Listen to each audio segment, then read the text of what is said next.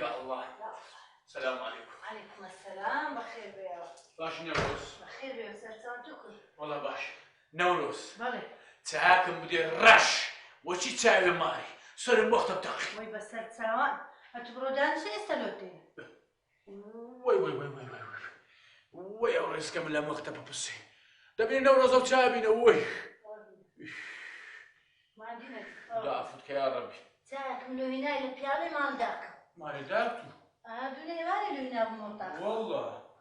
جوانا. جوانا شفايا. والله. حسيني خوشي هاد بينامي. يعني استوى تشالنا وشفايا. شفايا بخوتو. يعني استوى لو قولونيش باش. لو قولوني لو سكري لو زغتي لو هم تشتي. والله عالم لك وان لبلاش هندستان وإيران. بانت يا زال باب استمال خزوي. أري والله بيت اللي بياري ما رخصون جاي بخوات وراش فايدتي. عمليات شناوي. لا. ده سبال في كل يدي. تبين يدي. وبالي فشت مساكة. بشتي بيونا بزانا. تنر المخوشة. والله. هذاك ميناوي. والله يرقونا المخوش اخوارنا. شاش بالي في لولو هنا. شاش بالي. قبل تبلغ من تبلغ صغارش فيه. بس سرساب. تعال نتق. هاي في مالداش. تبين ده صوت شكابون كم. تبين ده. واستبلي مال داك ما. وجي مالداك ها. هندي. شاهد ستي ومن دام بالموجود. صباح خصمو هنا وشاتبو. مثل فناي ومن دام. خوا برا. والله ودك كتابة قرآن تيها بتزيدها. تبلين أبو. تبلي ولا ما تبلين شاش دي أنا. ناشي وا. أنا ناشي وجي بس تشكاني. والله وش خصم رقيمة. خراب له من ناين داك. أصلية ماركية. ماركة. والله. داستا. هسه باوش فتي من كوسكاستا. أوي داك من هنا أبوي. أبي جو هنا أبوي. داستا. هسه قصدك بدي أخو هناخو.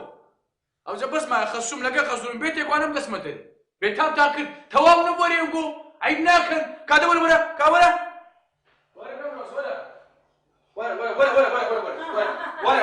ولا أشياء كان ما داخل خركوا لقى أشياء كان زاني شان زيادة وشان يمكن أو زاد أو بعد إكراه برو هسه برو خركوا ولا برو ما داخل برو أو همي ما داك أو هم ما داخل أو هم دام ناي ما داك يعني إيش تشهدم هي ما أوا علوم يمني إيه والله إيش ساك هم اللي على بيشك بيخمس ساعة رباني بالواقع ما اعتذاري ناي يعني كلمة هي ما أوا يعني هم ده حتى زاي ناي لا والله دنا مش ناي لا بقول نوتش يا بدو فنان ولا كيش كو دي ولا راسي في بدي بزرور لجنك تو شرفت او كمان ترى باش يا بالي فقال ما ردك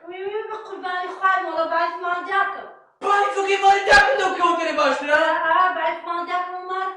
ماركيا كشي علامة غير ماركبي هم يديرون فرد هذا هم يديرون فرد كاكل تقدر هو كشي بالفا بس لسربين بزعل من الدشيني يعني خوابة توبيا هم يأسبس كذا ولا بيشمكو ولا تشرف البراسي في امري او تلفزيون او ميزه باسريان او سقا منزلي ماريدا وين او منزلي باسريان او منزلي شنو باسريان سقا منزلي ولا بيشمكو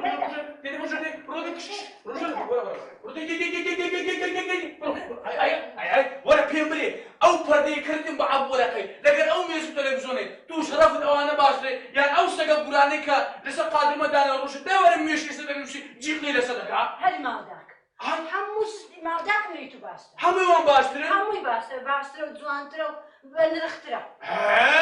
أقول لك من دالي نشي دبرو كم ماري داك ماركت أقول لك وراني ما بيدرن تيجي هيبة ماركي رو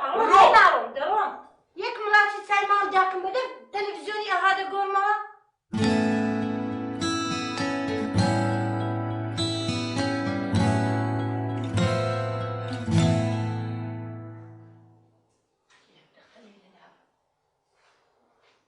ده سخيره لا مستباب البرسة لو مستباب ناكل مستباب او كون انا بخيب فروشي نبي نسيو مالو حالي كردي نايد مال داكم بالمهارب يا هاد ده او مش نمطانبو لناك نخم دودا قيس ساعتكم قال يقول نبرا تسيو بتاع لباب البرسة لباب لما برسة باب اي باش باب خرابته باش با اشكري بابتي هذه فعليك كل والله دفاع هناك بس راسك وهاي بعد مالك انا بتبيرم اجيب قدري عافيتي بساني مالي بس ديري انا والله بتبيرم انا بس ما بقول لا ما بقول تمام ما حمل النما هاد سجنا بنا المال داكم بينم توا اوي بيبوا تكني نازارم تصير برو هذا ما ليت من برو امرو ايش اسمع دروي انا والله سي ورم دا عيبك تصير نعم روي بقى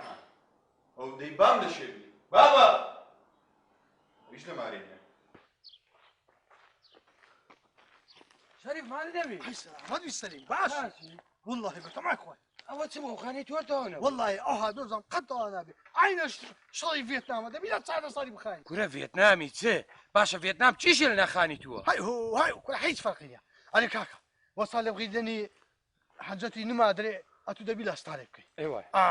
كهرباسين ديني دري اتو لو بغدنا كديا لو بغي ديني دري كاكا لو كاشينا كديا كاش سي ديني دري اتو لو كهرباء نوستا كهرباء سي ديني دري اتو معونات الكهرباء كاجلو دبسم هذه كما حنزت كاكا شكلوا ناكا ارجعوا هابي والله صار صاري دو باش والله شري فيتنامي يو تواو امنيش لارشي وستا كاريان خانيكم بدور وجودو ساعاتك سليم ده سمعتو تا نبي كره والله تواوم بريت سمكر شريف تذكر صار شيشه ميناه راس صبم كرت ايه اوزر راس خيمكم لسهر ده كره والله دبا امنيش واش تبك دابا بس هذا سهم كنت عيف لا دسم كره علي والله لو قلب باشترا اتو شتا بس بلوك كاري لسيك داني نوروز نوروز لا حول ولا قوة إلا نوروز بابا بروكر نقاس نوروزك وتسيولهم شو شباب بلا بهاري زياني برامبر ما عمري خواي كده بص بيني ونبي علي بقران لومن والله سواني ده أنا بص بيني مريلا قوس بين مري أو مري جيل ولو قال عيال مش دبر بلا خوي دامر دب أري والله أنت برو بري نوروزي بابتن بعد بيوم جام سيا بدي بابي شو بابا ده كان تسا خبران أما ده كان اسم قبل يا وليدهم ده كافي شان نوروز النوروز خيزان النوروز داخل اها والله تسو ما ريد ابير بابا لو تسوى والله قوي دسم روشتي ها برزيز بابا حالا سنة دوخت اسميني كلمان والله قوتي تزامتا هقلت بوخسي قلت مدرون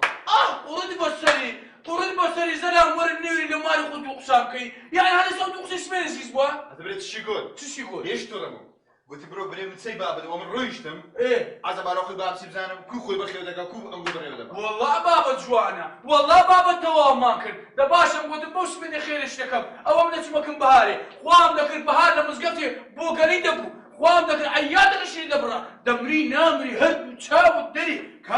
كا درس حواري بينقض بقى او النوروز يجمرديها او كاتي تنقول لي غير ما يشون بابيشينا من قبل ابني وتفاتي عايدة خينيان دعاء لخشد دقين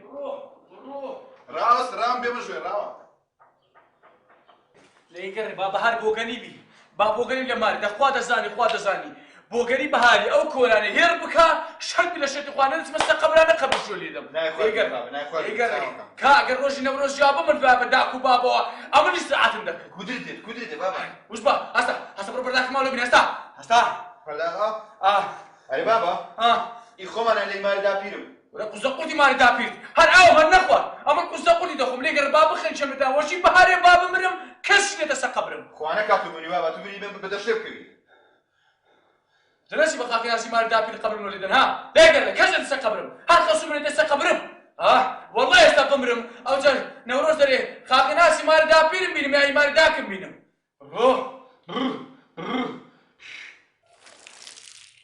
مصطفى دب خوده مالي بابن في باشميا دب خوده بيستوز اكوبيلا مالي دباشا والله حتى نمنوني بيعركي مالي بابن نبي نايمو دب خوده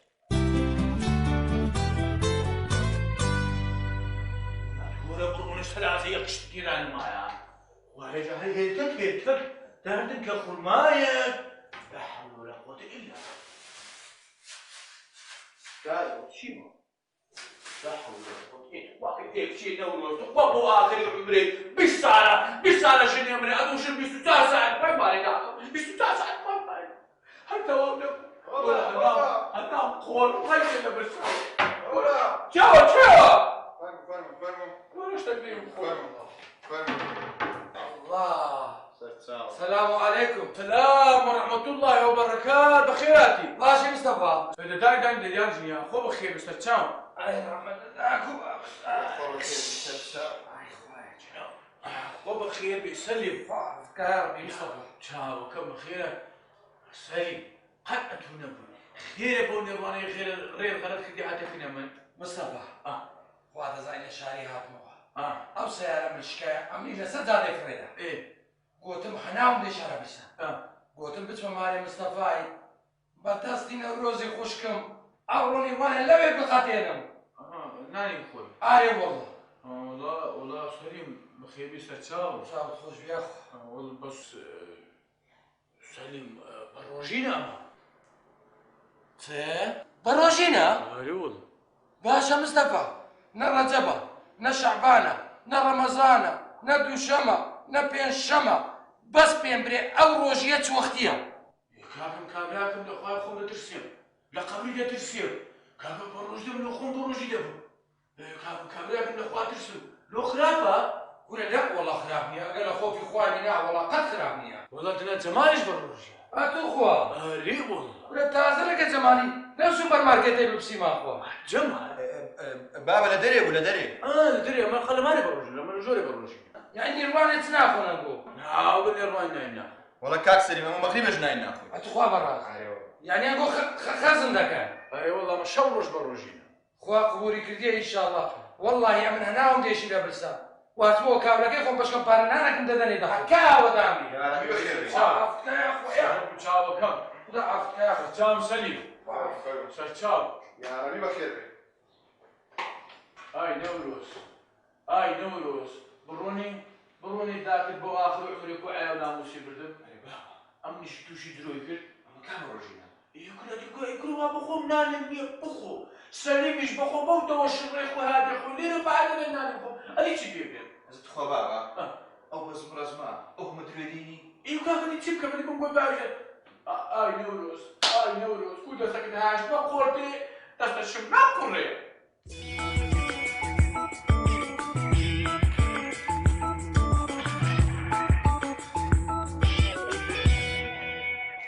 السلام عليكم بخير بي مصطفى باشي الشريف بخير بي مصطفى ما ادري بالشريف سلامات بي باشي والله تمام عارف وزعتت والله قلعك تسمع جدي ما لو لا تقوى استوعب علي اري كاكا وخايت وقت تاونا ابو شريف قدر عيامك شيء بيدي كاك والله الشريف مش كابري قوتيني تسني بسري هنا بردن كسم شقنا برد خوم هاش تماريتو خير والله الشريف بو اخر عمري تازه نوروزي برازا لمزيز بو ايه تخوا اتو نوروز ايه وانا اقول لك عاد زبن والله ايدي زيز بو اليوم توربو كل والله لازم شبرين بقولها يكون مصطفى اخ السبب اقول له تكوي خستيا اتو من داري يا كل والله دسام دم قارق دروز بو ايدي والله لقيت جمالي تيك جيرانو ايدي اليوم تورب روجتو تشي لبكم زين انا مالي ما بيتي اري والله ايه دباشا كاكا اقول له مالي ايه اما دعاء سمدهين مو نعم ندكن استغرو استا او ايش بها ايه والله باخذ او هذيتو دوز باش شما قولا واستحي بوغي منوبي بيان شما يجي شارع واستحي كان بامنودي جمعة جمعتلو معنا كم ان شاء الله شمول يلبسوا قرب قرعة شريفة متعامل نمايا اقرم تي بربوا اقل استا كبرو كاكا تشيش تي مولو دكري تشيش تي كاكا قرب بنقول نحكي نحكي ايه كاكا دوبا من ناكري تشي خو قابي خو اسماي نارو خين كاكا وهذا بلوغ لجوريو هذا كارت بلوغ لولا وهذا قول لي امش اوانا دبي وتوكل كاكا لقيت جمال استا كامو دهين دي تبرو بقربان ده كان لا تبرو خبرك ملو بينا ما يشكان دكري بس بلو كان ها مصطفى اه وانا كيسبني وسط بيبري مشينا لا انا لقيت جمال لولو صاف دكري باشا دباش. يلا جمال كرم دبرو شريف دي تشاور جمال دي كاكا دي دبرو شي بينا بلو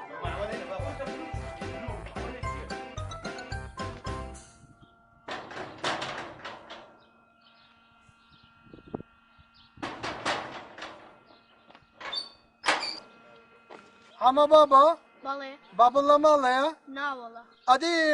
نوروز والله لا مالي الله ماليا دور عبا ولا كل ما نفشها والله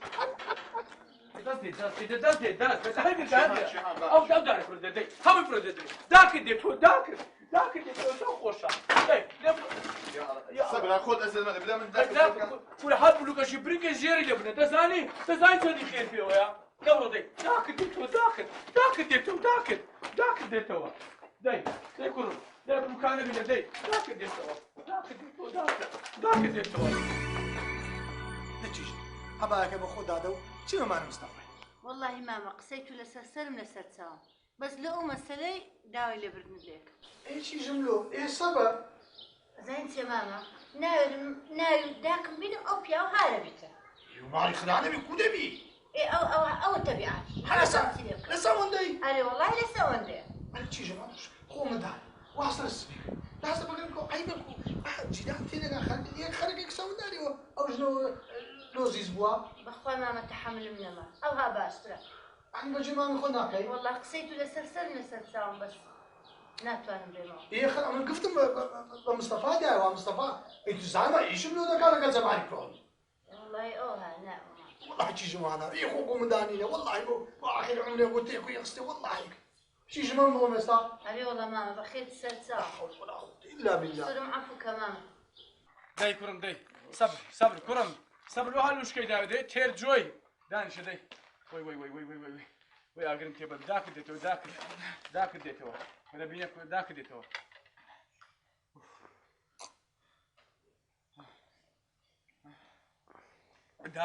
داکرد دێتەوە ئەرێ بابا ئەنجانی بابا ئێتخوا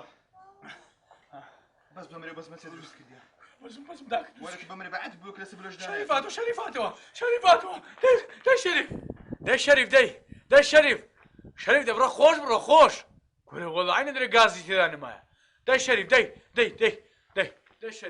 شەریف چی جێ لێ کاکە شەریف بن باری گەرمە و چاوەکەم بەخێرەوە مستەفا ئەجان شەکەم کرد شەریف هەموو تەواو کرد جێسکم لێدا قەلب تێدا نهێشتێتەوە چاوەکەم حاقی ڕۆژانەی باشتان هەیە نانە شەریفەم لوتم کردیا نانە چت کردەوە قوربان سابم کردی جێسکم لێدا دەدەست ئامیش سعادەکە عەفت و هەشت ئیشەکەم لۆ وەچی پیازەکی سپیکرای کرد و لە دەستی دوو کرد ئای دەستەکان خۆش بی هەستە تەزبیحەکەم ناوێ هەستە جەمال بابڕۆین دەی جەمال مشکلە عەل بوو جەمال بابڕۆین بابلیان بینە بابڕیان چێوە ئەوە یەو مارە لێوان دەبووین دەڕۆم دەچنەوە مارە دەبڕۆ ساتەوە ناوەڵا هەلە مارێ بابێت سپیکرایم لە دەستی نای ئەدینەت گوتەوە بوو تا بگوتی نەهەموو گورە کووەیە خۆ سەحبەت لەگە ناکەم گوتی نەهەموو یعنی بەجێ دووشی نەکرد ناوەڵا وەڵڵاهی وا دیارە خەتایت مستەفا گورە خەتای منی چی و عاری چی ئەدی شەریفەتون نەتگۆشتەکە لۆ عەل دەکەم 2 سەعاتە درێ فلیپینم لە ژۆری هەموو شەکەم لۆ کردی بەعاقلی ئەو خودا هەموو لێ تێکردەمەوە داینێ وەرە مستەفا عەلی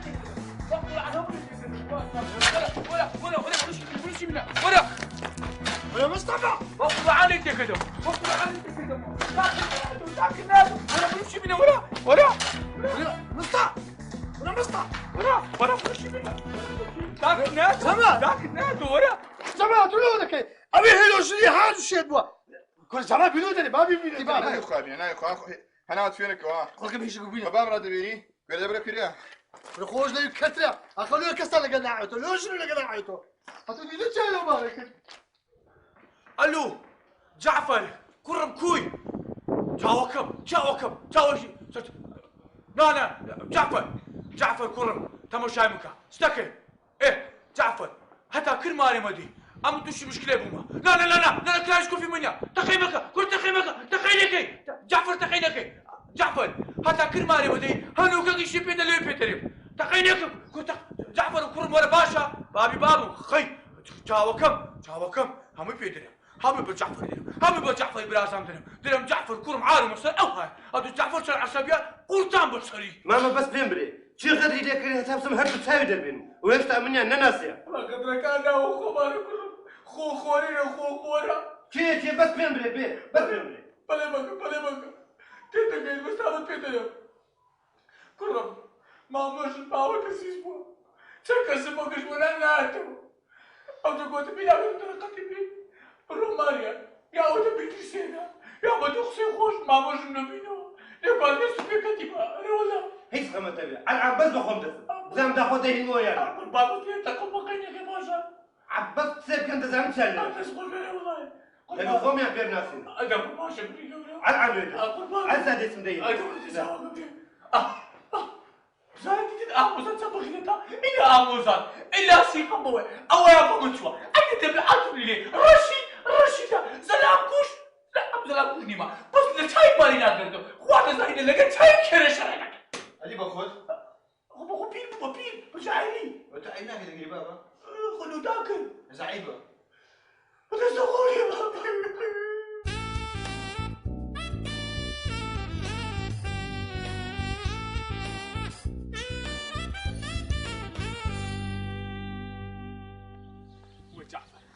وجعفر بها باي وخبر شي خوش لون بينا باي استراحة مدك انا عم بلغ وقت ادري مدقي وقت ادري مدقي ما هذا سايلو بس ما اتذكر جعفر هاتف ها جعفر السلام عليكم سلامتك شباب جعفر ما شبو باشا شبو ما ملي رقص ناكل بابتي نزور نزور بدر دور لا لا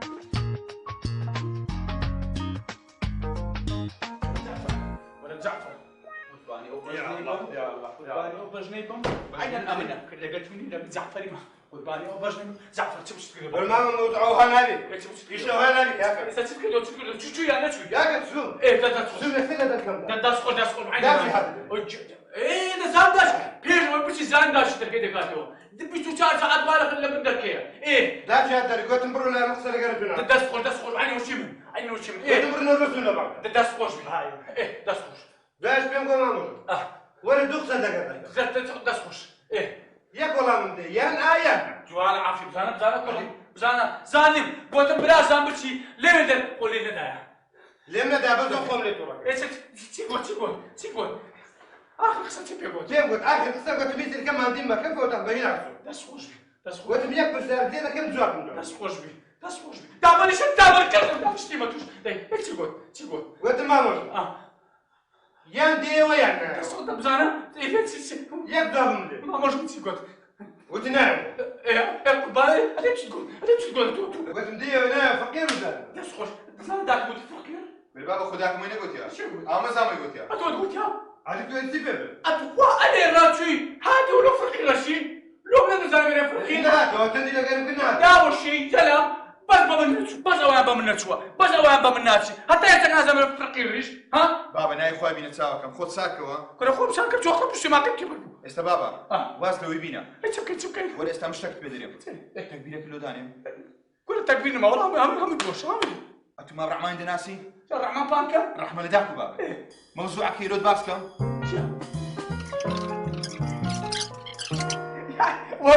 والله انت يجتم ايه استاكم مش ريقه هذاك دبرو كرم دبرو خودي لينكا اتجاوبك او جدي تموا كريم تدكا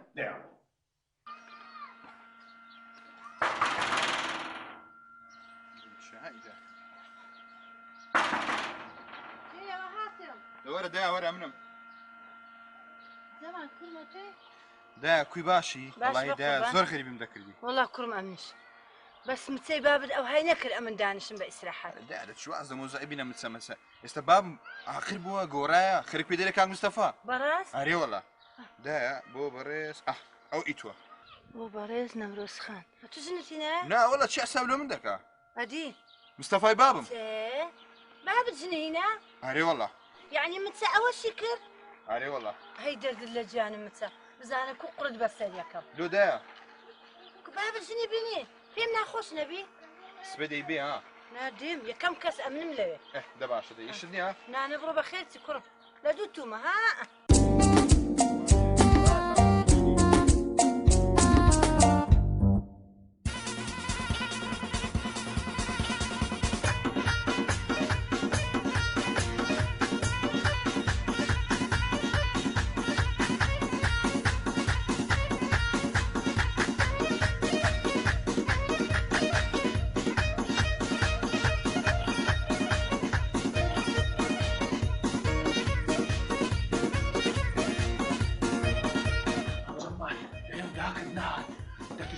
ما بدك شو لا ان شاء الله دي دي